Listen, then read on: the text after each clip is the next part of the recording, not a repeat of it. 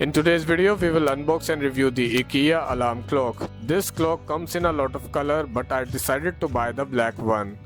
Now, talking about the packaging, there is absolutely nothing fancy about it. Ikea is a Swedish-founded, Dutch-based multinational company. However, this clock is manufactured in China.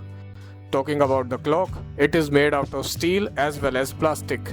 The clock is very heavy because of the steel used and is therefore fragile as well. If it does fall from the bed, the clock is very likely to get damaged. So handle it with care. There is no second dial, it only has minute and hour dials. The clock works absolutely silently and you need two AA batteries to power it on. The clock works on mechanical as well as analog principle. The alarm cannot be snoozed, but you can push to turn it on and to turn it off.